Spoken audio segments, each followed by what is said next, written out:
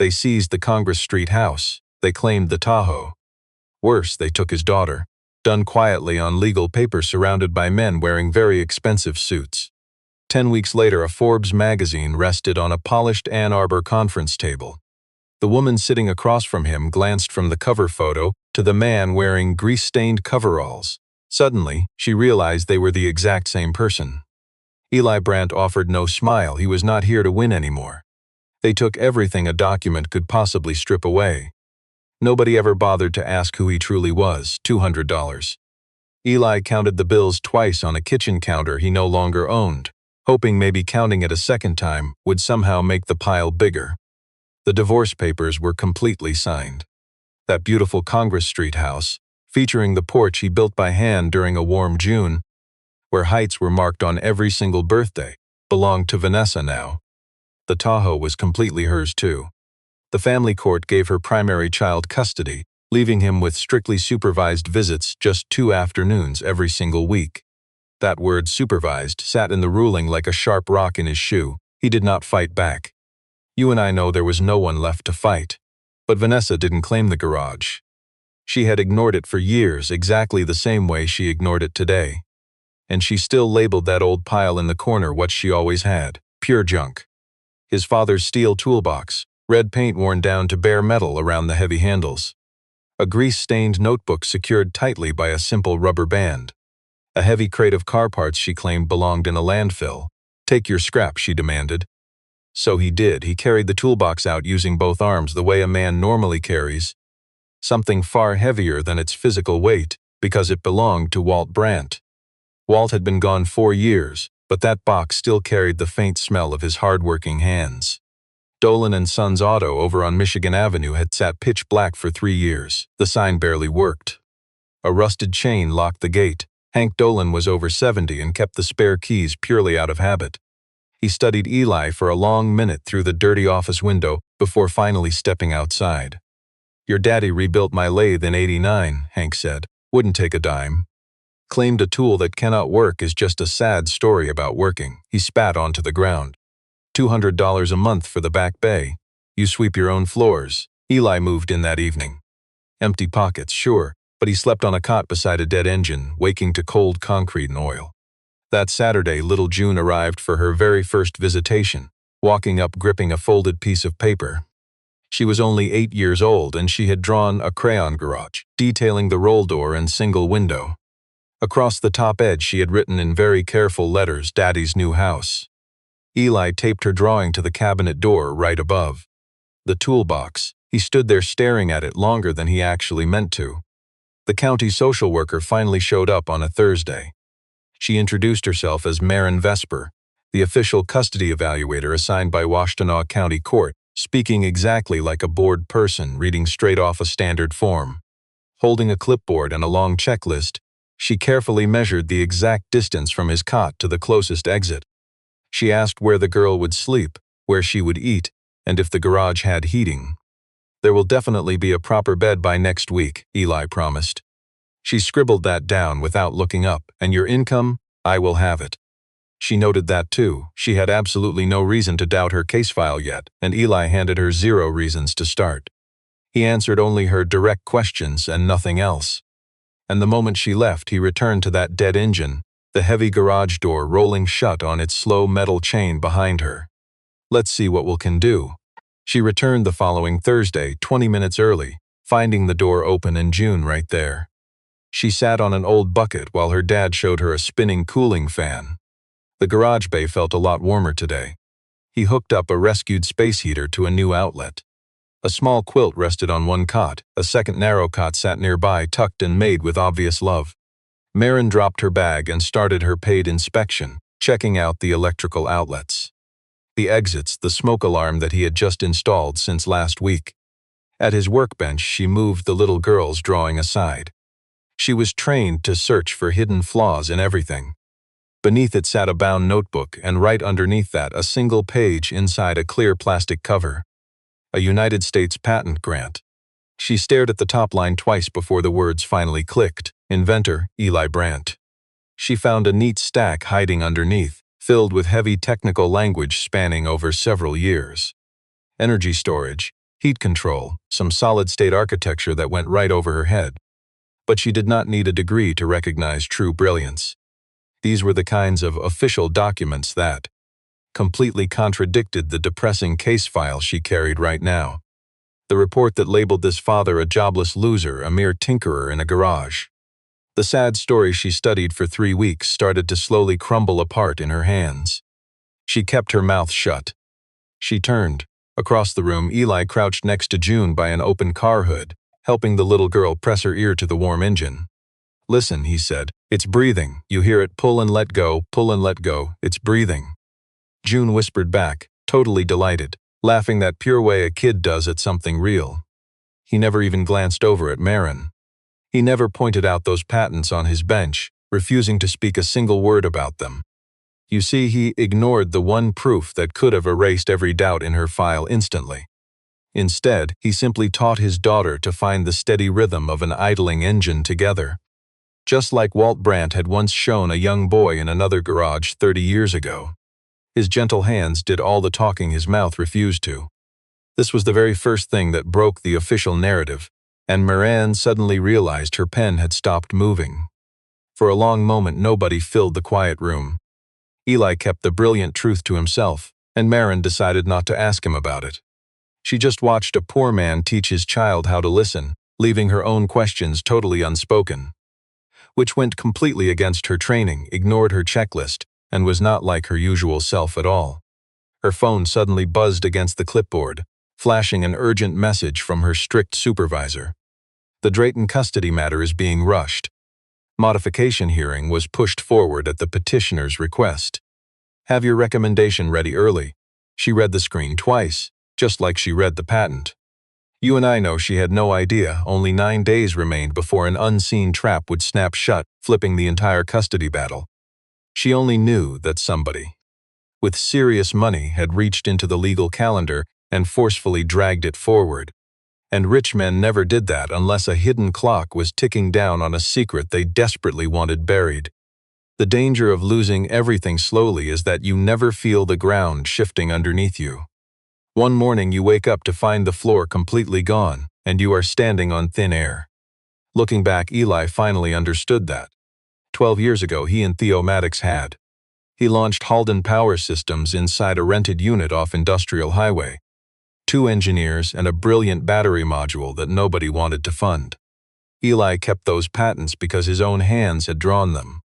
Then baby June arrived. Vanessa traveled 3 weeks a month for work, meaning someone had to stay home. So Eli stepped away that March, putting his family first during a brutal year when the startup felt completely doomed anyway. His startup shares remained trapped in a founder agreement, utterly useless for buying daily groceries. With pockets completely empty, he became what the court would later call him, absolutely nothing. But Vanessa was running a hidden timeline he never even saw. She filed for divorce in April, exactly 11 months before his locked shares could finally be sold. By May, she refinanced the house into her name. Come August, she claimed the title to the Tahoe. When autumn hit, she secured the temporary custody order too. Every single blow landed right before his upcoming payday could change their financial reality forever. At first, Eli blamed his own bad luck and terrible timing. But the timing was calculated. Soon the entire town blindly swallowed the toxic story she spun. A local credit union crushed his small business loan application in a flat 4-minute meeting. The banker refused eye contact. Even a trusted parts supplier he had used for 10 solid years suddenly stopped answering his calls. Even the parents he knew from June's school. You and I know that look. They stared like he committed a crime without knowing any real facts. Here is where Will beats money. He spent his final dollars on battery cells and a controller board plus a heavy roll of copper bus bar. He kept this quiet work hidden under a canvas tarp in the back of his bay, because a broke father living inside a garage and hoarding battery components looked exactly like the unstable troublemaker Vanessa's court file claimed he was. Vanessa coldly restricted his visits via text. She squeezed his Thursdays into a tiny window, leaving him just 40 minutes with his daughter after the long drive. Her excuses piled up. June was too tired, June had homework, this new arrangement was simply better. Eli read every bitter text from his workbench. He swallowed his pride and never typed his true thoughts. Instead, he wrote his daughter a heartfelt letter in soft pencil about a magic engine and a girl hearing it breathe. He refused to write one single nasty word about her mother. Not one single word, though he held plenty of angry truths he deeply meant. Marin arrived again for what she calmly called an additional check. This time she hovered in the doorway with her heavy clipboard lowered by her side. "What are you actually going to raise her on?" she asked quietly. That probing question wasn't printed on her standard form. It was the unspoken judgment beneath it. Eli slowly wiped his grease-stained hands. He didn't invent a fake salary, didn't offer empty promises, and ignored the billion-dollar patent sitting right there that could have ended the conversation immediately. When life empties your pockets, your heart answers. He peeled back the tarp, revealing the wired board and racked cells, his nameless, relentless grind. On this, he simply replied, "And on what I know how to build with my two hands." She stared at that raw grit much longer than required, then left without scribbling a single note, which was its own kind of unspoken respect. Theo arrived past midnight, his headlights sweeping across the dark bay. Wearing a sharp coat, he looked completely out of place among the heavy grease and shadows.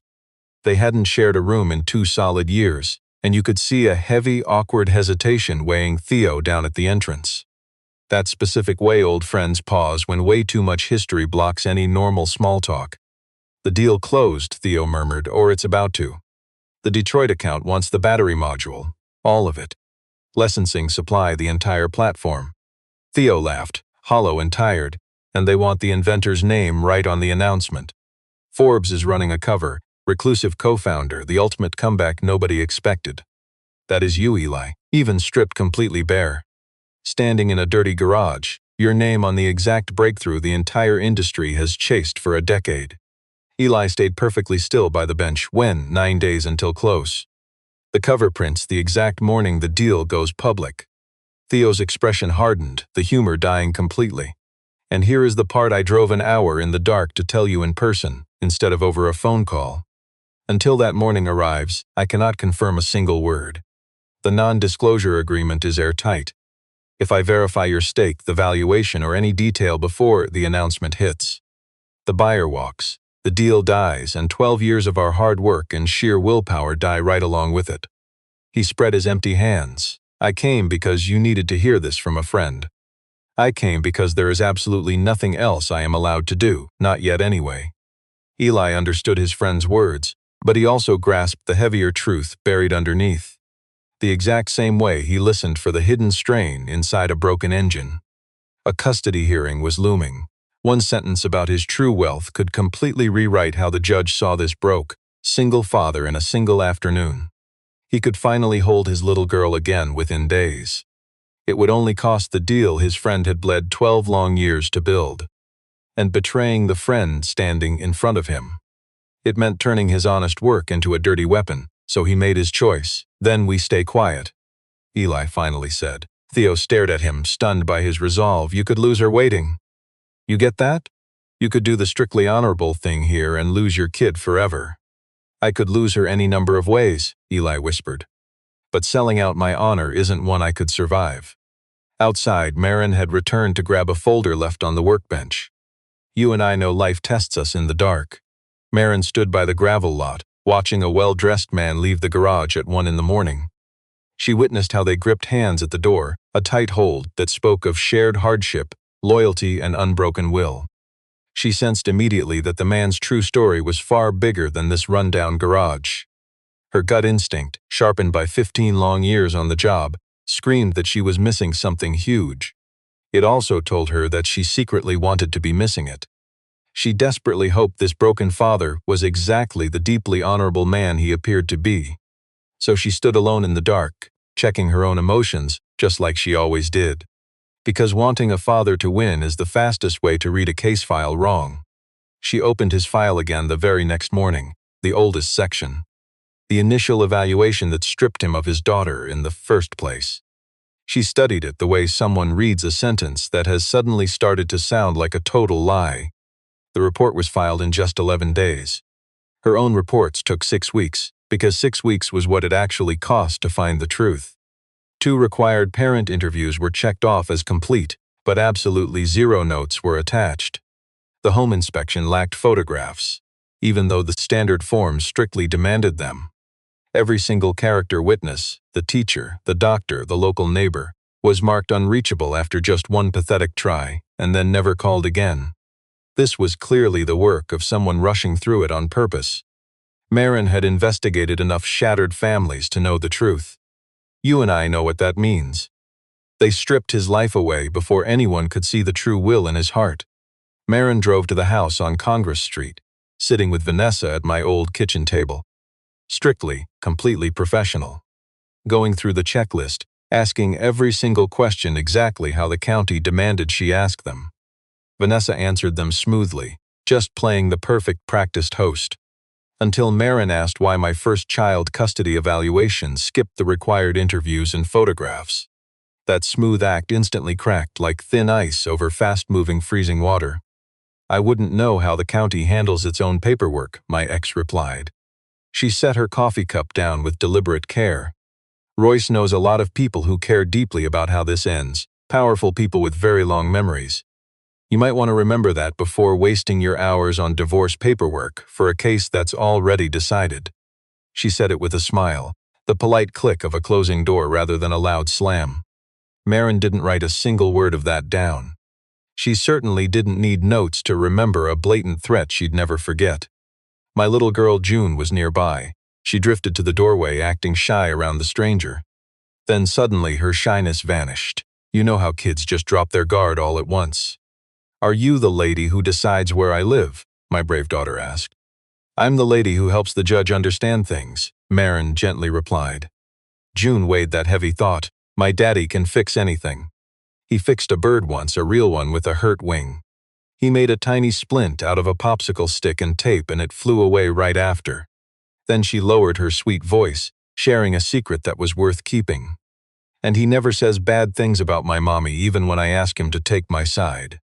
He just says everybody loves me, and that's the part that matters. I tell her that every time. You and I know kids never realize which of their innocent words carry real weight. Marin carried my daughter's words out to her car. She sat gripping the steering wheel for a long time before she trusted herself to start the engine. Back at the office that evening, she pulled my original family court evaluation to scan a clean copy into her active file. The system automatically opened the digital access log alongside it, just routine data that absolutely nobody ever bothers to read. But this time, she read it. My record was opened 11 times last month and edited twice. Both of those changes came from a completely different user account, not hers. Not her boss, not the first evaluator, not a single person in that office she could actually identify. Someone was secretly inside my file. Someone was rigging my case in the shadows. But stick with me, this is where their money finally failed. The woman who showed up at Marin's garage that Tuesday was nearly 70. She had Vanessa's jawline, but none of her polished ease. She introduced herself in that gravel parking lot, having waited out there patiently for the better part of an hour. She gripped a plain manila envelope flat against her chest with both of her hands, like holding a heavy burden that has truly cost you everything to carry. I'm Greta Crane, she told her, Vanessa's own mother. You'll want to sit down for this, or you won't, but either way, you'll want to read it. Inside was a hidden financial record. A disclosure from 3 years ago, a stack of printed text messages, and one single sheet of notepaper written in a man's blunt handwriting. That disclosure listed the wealthy Halden founder. A massive stake by name and a projected value that made Marin go completely quiet. My ex-wife knew exactly what those shares would be worth, predicting the massive payout almost to the month. Those secret text messages between Vanessa and Greta dated back to the spring before our divorce filing. We close before the cliff lifts, one of her emails read. After that, it becomes marital property. He's a millionaire and the house is half his. Before that, he's just a guy in a garage and I take everything. Timing is everything, Mom. You taught me that. That final printed page was the absolute worst. Turns out, Roy Stratton held the financial note on the first evaluator's failing practice. A massive balloon payment was coming due. That poor guy had zero way to pay it, and the paper in Royce's fist made the leverage obvious. In just a few sickening words, it laid out exactly what he'd do to keep his lights on. File it fast, keep it light on detail. We'll handle the rest from here. She is my daughter, Greta said. You could hear her voice go completely flat, the way a dark road levels out right before a steep, dangerous drop. And I have watched her hand a good man's child over to a guy who literally buys the favor of judges and calls that corruption winning. I just cannot forgive that. I won't sit in a church pew next to it on Sunday, pretending my throat isn't swelling shut. Greta shoved the envelope into Marin's hands, physically folding the evaluator's fingers tight around it with her own. Whatever it costs you to use this evidence, just use it. It has already cost me the only daughter I have. For 15 years Marin had stayed in that careful middle lane, perfectly neutral, totally exact, just a quiet reader of case files. But she wasn't feeling neutral anymore, and she knew it. That realization hit her with the quiet, rock-solid certainty of seeing the whole ugly picture. She finally knew exactly which side of the line she stood on. She also knew exactly what taking a stand might do to a long career built purely on the strict discipline of never choosing sides. Listen, when she drove to my garage to tell me, you and I both know this wasn't official. We both understood that fact the second she stepped through my shop door. I poured us 2 mugs of black coffee that neither of us touched. We just sat on my workbenches while the mugs went entirely cold between us, the rising steam thinning into nothing. For a long while, neither of us said a single word, but that heavy silence wasn't empty. It was a hard line drawn somewhere we couldn't even point to, and that boundary was already starting to shift. And neither one of us was willing to be the first person to call it out loud. Roy Straighton didn't raise his voice about this, either. That was the chilling family resemblance my ex-mother-in-law hadn't bothered mentioning. The legal motion arrived through the proper channels. Just the way these dirty tactics do, dressed in polite clothes. A highly formal request demanding Marin be pulled from my custody case for conflicting interests. It cited her unscheduled visits and contact with members of my ex-wife's family. And it included what the filing called, in a phrase crafted by some very expensive corporate lawyer, her obvious personal investment in the respondent, meaning me. It was signed by a law firm that did a lot of cozy work for Drayton Development.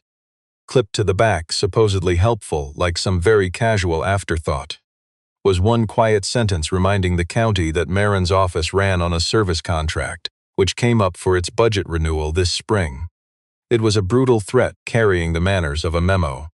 Step back now or the spring renewal won't be kind to you. It didn't need to say another word, and so it absolutely didn't. I found out because Greta did. We all know how bad news in a small county moves like water rushing downhill, seeping into every low place. I stood in my garage bay gripping the phone, understanding everything with a clean ice-cold weight sitting in my chest. This good woman was getting burned alive, simply because she had stood too close to my fire. I climbed into my truck. Let me tell you, I drove to Marin's office, waiting outside just like her mother once waited for me. Because some heavy debts, you pay back in the exact currency they were lent. Step back, I told her, when she finally walked into the gray afternoon. Recuse yourself. Just tell them whatever they want to hear and let it go. I'll find another way to fight this. I always find another way forward. I am not going to be the reason they take your life's work away. 30 years you gave to this. I refuse to be the bill that comes due. Marin stared at me, holding my gaze a beat too long for a strictly professional relationship. You spent this whole case shielding everyone else instead of protecting your own life, she said. Your buddy's deal, your kid's name. You stayed quiet when speaking up would have won you full custody outright. And now me, she shook her head, slow and certain. No, I read case files true for a living. This one I am reading true, and I am proudly putting my own name on the bottom of it. And I am going to let the legal system do whatever it is going to do. She filed her bold new recommendation the very next morning. It relied entirely on what she had witnessed with her own 2 eyes, and what she could verify through the access logs and Greta's sealed envelope. It strongly recommended restoring my full custody rights pending the final court hearing. She signed it knowing the terrible cost, relying on true courage, and her steady hand never shook. That weekend I quietly fixed her bicycle. She mentioned it weeks ago, a $40 thrift store bike with a busted chain she kept meaning to fix but simply never got around to. I hadn't forgotten. I tore it apart on my workbench and rebuilt it by Sunday afternoon. I scrubbed the rusty chain down, carefully oiling it link by link. I adjusted the brakes and added a fresh bell since the old one was cracked. I never said a word to her about doing it.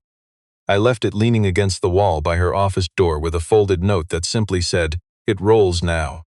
She found it Monday morning, standing quietly with her hand on the worn seat for a while before heading inside. The final custody hearing and the business deal were hitting in the exact same week. I could feel both heavy clocks ticking down toward the exact same gray morning, and I honestly had no idea which of the two would hit the hour first or what would even be left of my spirit when they did. Stick with me here. Royce made his final play, the move of a guy who only understood brutal financial pressure. A man who firmly believed every single door would eventually yield to sheer force. He shoved my court hearing forward a second time, pushing harder, burning huge favors to manipulate the legal calendar until it sat on a Wednesday morning 2 full weeks early. His cruel endgame was painfully obvious and incredibly simple. Crush me completely before my true story could ever reach the public eye. Close the case while I was still just a broke father in a garage with nothing but a cot, a tarp, and my unbreakable will. But he didn't know, because he never stopped to measure the sheer willpower of the father he was desperately trying to ruin. He scheduled that hearing for the exact same morning the entire country would finally discover who I really was. You and I know the night before, I wasn't stressing over Royce or that court calendar. I only focused on the circuit board hidden under my tarp, the work finally complete. Every cell perfectly wired and every connection checked twice. Let's start here. Just his daughter June sitting beside him on an old bucket in her winter coat, fighting the freezing garage. "You want to start it?" he asked her gently. She looked up like a child whose father just handed her the moon, keeping her heart full when his pockets were totally empty. He pointed out the small black switch on the board's corner, and she carefully pressed her tiny thumb right against it. She glanced back up for his silent permission. He gave a firm nod, and she finally flipped it. The machine's controller woke. A line of indicator lights raced across the metal rack before glowing bright and completely steady. A solid, unbroken streak of green. It was the very first surge of power this machine had ever pulled from the world. It wasn't flashy, absolutely no loud roar, no wild sparks, no giant spectacle. It simply functioned silently and perfectly. And that was all Eli Brandt had fought for through 12 exhausting years of sheer, unbroken willpower. "You did it, Daddy," June whispered. "We did it," he replied. He protected that pure moment like her crayon drawings, holding it tight so life couldn't steal it. Meanwhile, across town, a phone buzzed in a Forbes magazine editor's hand. Far away, a printing press officially started up. The morning cover featuring Eli's face was completely locked in, permanently set and beyond anyone's control. The forgotten father behind Halden's billion-dollar comeback was finally about to see his name plastered on newsstands and glowing on digital screens across all 50 states. 9 days into the deal, and Royce Straton's deep pockets could no longer buy enough time to stop it. Inside the Washtenaw County Courthouse, the room felt small and blindingly bright. You and I know the story Vanessa and Royce's lawyer spun. It was the same cruel narrative. Practiced and polished to a perfect shine. An unstable, jobless man sleeping in a dirty garage completely unable to provide. A father without a single official document to prove his worth or income. They showed photos of his cot and tools, framing his fierce dedication to his project as absolute poverty and failure. They read the initial evaluation aloud very slowly, like it was pure truth rather than something bought and paid for in just 11 days. They were still talking when the court bailiff's phone suddenly lit up. Then the clerk's screen flashed, followed by a dozen phones ringing in the gallery. A gentle, spreading chorus of chimes that broke all courtroom rules but simply could not be silenced. The massive business deal went totally public at the exact top of the hour. Halden Power Systems was acquired through a historic licensing contract. The payout was so huge it shifted gravity in that room, printed right on the magazine cover breaking the news. The secretive co-founder, the single father who owned the patents, pictured wearing dirty coveralls inside a closed-down garage over in Ypsilanti, Michigan. The heavy wooden door at the back of the courtroom opened. Greta Crane marched down the center aisle to take the witness stand, refusing to even glance at her own daughter. Not even once the entire way up. She submitted the text messages, the legal disclosure, and Royce's handwritten note, and then she spoke. Under oath, with a voice that flattened every single lie in that room, revealing what her daughter actually knew precisely when she found out, and exactly what Royce's money had secretly purchased. Thematics immediately followed her. Their gag order expired at 9 a.m., proving under oath the brilliant wealthy man Eli Brandt had always quietly been. But Vanessa wasn't paying attention to the testimony. She was staring at that magazine cover. Let this show us. Money always fades, but a father's will wins out. She stared at that photograph. Right over my shoulder sat my old red toolbox with those worn handles. The same one she called garbage. Right next to the notebook she'd told me to toss in the dump. It finally hit her all at once, way too late to do her any real good. That the very thing she had tossed right out of our house was the exact blueprint that built the life she spent 14 months trying to take. She finally saw it clear as day. But seeing it changed absolutely nothing, and I didn't stand up there to gloat. When the judge asked if I had anything to add, I just stood up. I said one thing. I never wanted the house, I told them. I never wanted the car. They could have kept all of it, every board, every single bolt. I just wanted my daughter. That is the only reason I stepped into this building. The only thing I have fought for this whole time. Nothing on that magazine cover changes a word of it. The court restored my joint custody, full, equal, and effective right then and there. They also ordered a review of that first evaluation. Everyone in that room knew it would end careers by spring. Across the aisle, I watched Royce Straighten's power drain right out of him in real time. His phone sat dark in his hand. His lawyer leaned in to whisper something he couldn't even answer. Just like that, case closed. That thick wall standing between me and Marin, the woman assigned to evaluate my whole life, simply vanished into thin air. I looked across that crowded courtroom and caught Marin already staring back at me. We didn't say a single word. But that gaze held a beat longer than any normal look between two strangers ever does. And honestly, that was everything. It was exactly all it ever needed to be. Royce Straighten lost his riverfront development deal before the month even ended. The county never officially punished him. Not on paper anyway, not in a way you could easily point out. His project partners simply sat down and read the court record. They saw a guy who bought a custody evaluation the way normal men buy a sandwich. And one by one they stopped returning his calls until nobody was left to answer him. Vanessa kept the house on Congress Street. Now she wanders those rooms finally understanding, completely grasping what she failed to value while it sat right there on her own dusty shelf. And regret is a much heavier burden to carry through life than my small apartment ever was. I kept my old garage. I really didn't need it anymore. I could have bought the building, the whole block, even the street it sat on. I kept it because I was still Walt Brandt's boy, a man who worked with his bare hands. You and I know, you don't stop being that guy just because a magazine slapped your face on their cover. I brought Hank Dolan right back to run the front. Set him at the counter, told him rent was zero now, but the wages were real. Look, it eventually came out that I had quietly set up a trust in June's name a full year before this legal nightmare even began. Real money carefully set aside from my founder's agreement on the very day she was born, just so whatever crazy thing happened to me, my daughter would never be reduced to a file stating she came from nothing. It's about will, right? Yesterday, June taped a brand new drawing to the cabinet door, right over where the old faded one hung. 3 figures this time, drawn in careful crayon. Me with a wrench in my hand, and herself right there in the middle. Right in the middle where she always belonged, plus a woman off to the side, drawn slightly smaller. Marin holding a folder, drawn with that special care a kid only gives to the people she fully decides to keep. Down on the bench below it, my old notebook lay open. The rubber band came off at last. There in the margin of a page Walt Brandt wrote in soft gray pencil years ago sat 4 powerful words. You can't sell what's worth keeping. Marin showed up that Saturday, not as a county worker, no clipboard, no checklist, just her. Outside, the bicycle leaned on its kickstand, that brand new bell gleaming in the morning sun.